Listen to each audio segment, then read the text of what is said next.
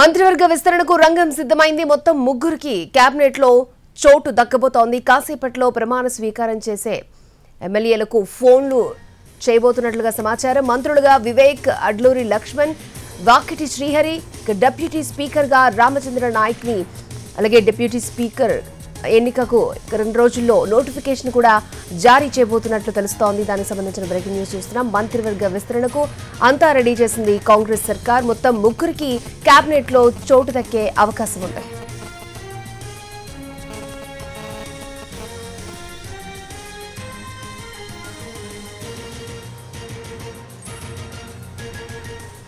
తెలంగాణ మంత్రివర్గ విస్తరణపై నిరీక్షణకు తెరపడింది. కొత్త మంత్రుల ప్రమాణ స్వీకారానికి ముహూర్తం కూడా ఫిక్స్ అయింది. ఆదివారం మధ్యాహ్నం 12:15 కొత్త మంత్రులు ప్రమాణ స్వీకారం చేస్తారు. ముగ్గురిని మంత్రివర్గంలోకి తీసుకున్నారు. Chennur MLA Vivek, Dharmapuri MLA Adluri Laxman, Makthal MLA Vakiti శ్రీహరికి బెర్త్ కన్ఫర్మ్ అయింది. ఇప్పటికే రాజ్ భవన్ కి కొత్త మంత్రుల జాబితాను సీఎం పంపించారు. ఇకపోతే డిప్యూటీ స్పీకర్ గా రామచంద్ర నాయక్ కి అవకాశం ఇచ్చారు. డిప్యూటీ స్పీకర్ ఎన్నికకు 2 రోజుల్లో నోటిఫికేషన్ ఇస్తారు.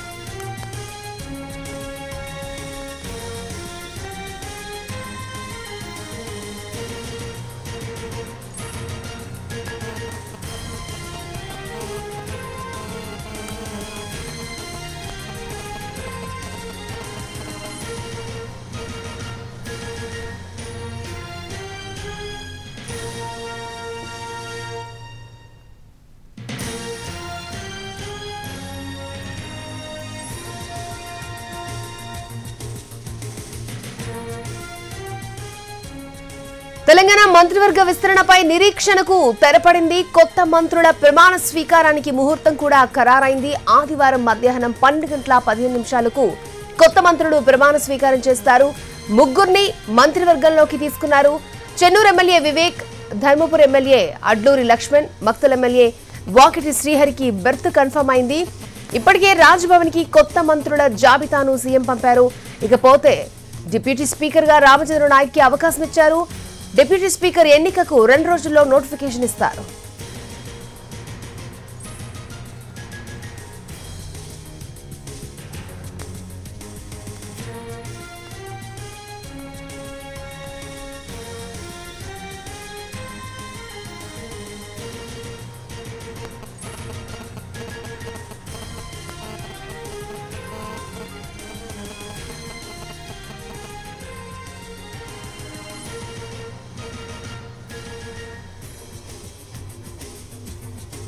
తెలంగాణ మంత్రివర్గ విస్తరణపై నిరీక్షణకు తెరపడింది. కొత్త మంత్రుల ప్రమాణ స్వీకారానికి ముహూర్తం కూడా ఫిక్స్ అయింది. ఆదివారం మధ్యాహ్నం 12:15 కొత్త మంత్రులు ప్రమాణ స్వీకారం చేస్తారు.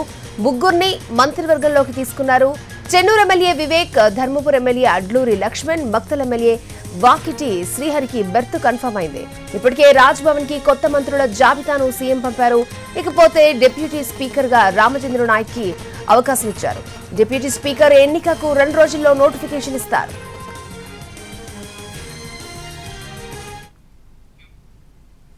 మరి కాసేపట్లో ఎవరైతే మంత్రులుగా ప్రమాణ స్వీకారం చేస్తారో వారికి ఫోన్లు కూడా చేయబోతున్నట్టు తెలుస్తోంది.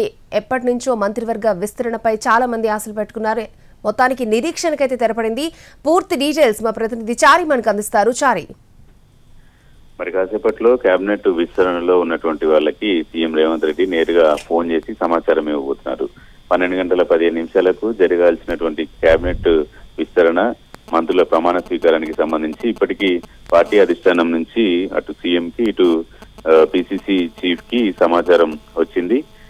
ముగ్గురు మంత్రులుగా కేబినెట్ లోకి తీసుకోబోతున్నారు. ఒకటి బీసీ సామాజిక వర్గానికి సంబంధించినటువంటి వాకిటి శ్రీహరి, మక్తల్ నియోజకవర్గం నుంచి ఆయన ప్రాతినిధ్యం వహిస్తున్నాడు. ముదిరాజ్ సామాజిక వర్గం నుంచి ఆయన ఉన్నటువంటి నేపథ్యంలో గతంలోనే సీఎం పాలమూరు జిల్లాలో పార్లమెంట్ ఎన్నికల సందర్భంగా ముదిరాజ్ సామాజిక వర్గానికి ఖచ్చితంగా వచ్చే కేబినెట్ విస్తరణలో అవకాశం కల్పిస్తామని హామీ ఇచ్చారు.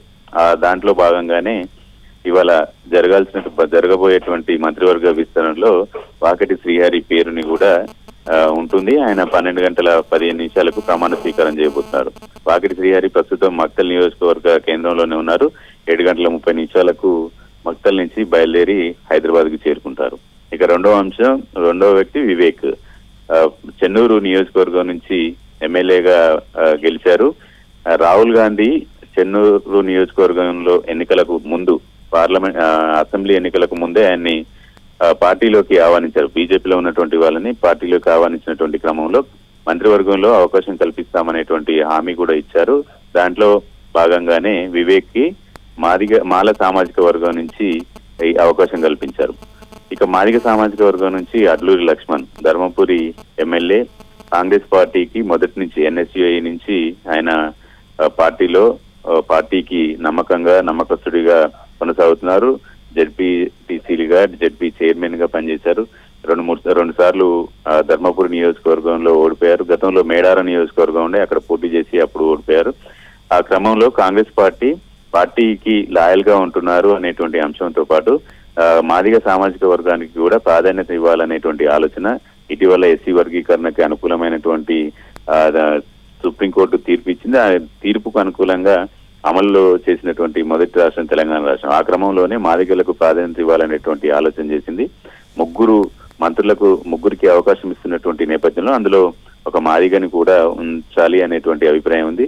మొదటి నుంచి సీఎం రేవంత్ రెడ్డి మాదిగ సామాజిక వర్గం నుంచి ఒకరిని కేబినెట్ లోకి తీసుకోవాలనేటువంటి ఆలోచనలో ఉన్నారు. అది కూడా హైకమాండ్ కి మాదిగ సామాజిక వర్గం నుంచి మంత్రిని తీసుకోవాలనేటువంటి సూచన ఒక రకంగా పట్టుబట్టారని కూడా చెప్పొచ్చు. అడ్లూరి లక్ష్మణ్ సీఎం రేవంత్ రెడ్డికి కొంత సన్నిహితంగా ఉంటూ వచ్చారు.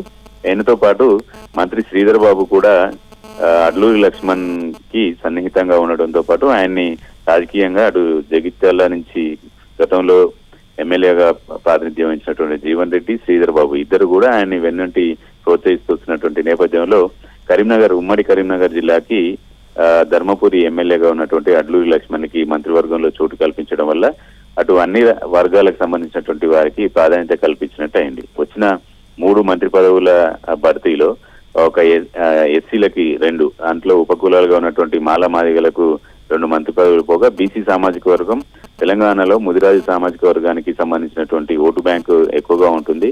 ఆ ఓటు బ్యాంకు అలాగే ముదిరాజు సామాజిక వర్గానికి కేబినెట్ లో ప్రాతినిధ్యం కల్పించడం వల్ల బీసీలకు కూడా ఇచ్చినటువంటి 3 పదవుల్లో ఒక బీసీకి ఇచ్చారు అనేటువంటి ఇండికేషన్ పంపాలనేటిది కాంగ్రెస్ పార్టీ అధిష్టానం యొక్క ఆలోచనగా కనపడుతుంది. మొదటి నుంచి కూడా రెడ్డి సామాజిక వర్గం నుంచి ఎక్కువ ప్రాతినిధ్యం ఉన్నటువంటి నేపథ్యంలో Rahul Gandhi BC, SC, ST ఈ సామాజిక వర్గాలకు అవకాశం కల్పించాలనేటువంటి సూచన పార్టీ నాయకత్వానికి కూడా చేశారు. ఆ క్రమంలో ఇప్పుడు వచ్చినటువంటి 3 మంత్రి పదవుల్లో కూడా ఎస్సీ, బీసీ సామాజిక వర్గాలు, ఇక ఎస్టీ సామాజిక వర్గానికి కేబినెట్ లోకి చోటు కల్పించాలనేటువంటి ఒత్తిడి కూడా సీఎం చేశారు. అయితే ప్రస్తుతం డిప్యూటీ స్పీకర్ ఎన్నిక ఇప్పటి వరకు జరగలేదు. ఆ డిప్యూటీ స్పీకర్ ని ఎస్టీ సామాజిక వర్గానికి ఇవ్వాలని నిర్ణయించారు.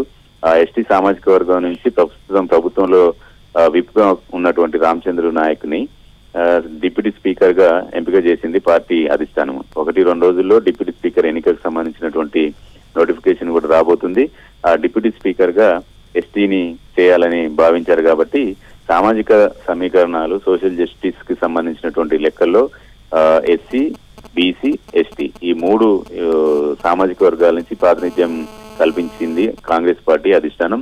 12:15 రాజ్భవన్ లో మంత్రివర్గంలో చేరుతున్నటువంటి 3 కూడా ప్రమాణ స్వీకారం చేయబోతున్నారు. అందుకు సంబంధించి పూర్తి స్థాయిలో ఇప్పటికీ కాంగ్రెస్ పార్టీ అధిష్టానం కసరత్తు చేసింది.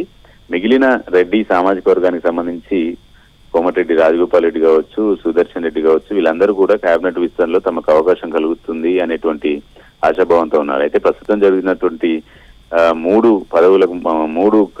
బెర్తులకు మాత్రమే అవకాశం కల్పించినటువంటి నేపథ్యంలో కేబినెట్ లో ఇంకో 3 చేరేందుకు వీలు ఉంది. మొత్తం 6 మంత్రి పదవులు ఖాళీగా ఉన్నాయి. ప్రస్తుతం 3 ఉన్నాయి కాబట్టి మళ్ళీ మిగిలిన 3 పదవులకు సంబంధించి ఎలాంటి కసరత్తు చేయబోతున్నారు ఏంటి అనేటువంటి చర్చ ఉంది. కాబట్టి వచ్చే 3 మంత్రి పదవుల భర్తీ సందర్భంగా రాజగోపాల్ రెడ్డి కావచ్చు, సుదర్శన్ రెడ్డి కావచ్చు, మిగిలిన ఆశాభావాలకు కొంత క్లారిటీ వచ్చేటువంటి అవకాశం ఉంది. ప్రస్తుతానికైతే 3 మంత్రి పదవుల్ని భర్తీ చేయాలనేటువంటి ఆలోచన, సామాజిక సమీకరణాలన్నింటినీ అంచనా వేసుకుని ఈ 3ని కేబినెట్ లోకి తీసుకోవాలని కాంగ్రెస్ పార్టీ అధిష్టానం నిర్ణయించింది. రాత్రే సీఎం రేవంత్ రెడ్డికి అధిష్టానం నుంచి సమాచారం వచ్చింది. రేవంత్ రెడ్డి నుంచి కూడా రాజ్భవన్ కి సమాచారం వెళ్ళింది. గవర్నర్ కూడా రాజ్భవన్ కి రాత్రి చేరుకున్నారు, ఢిల్లీ నుంచి చేరుకున్నారు. ఈ రోజు ఉదయం ముందుగానే ఫిక్స్ చేసుకున్నటువంటి కార్యక్రమాల్లో పాల్గొన్న తర్వాత ప్రభుత్వం నిర్ణయించుకున్నటువంటి సమయాన్ని ముహూర్తానికి 12:15 మంత్రివర్గాన్ని ప్రమాణ స్వీకారం ఉండబోతోంది.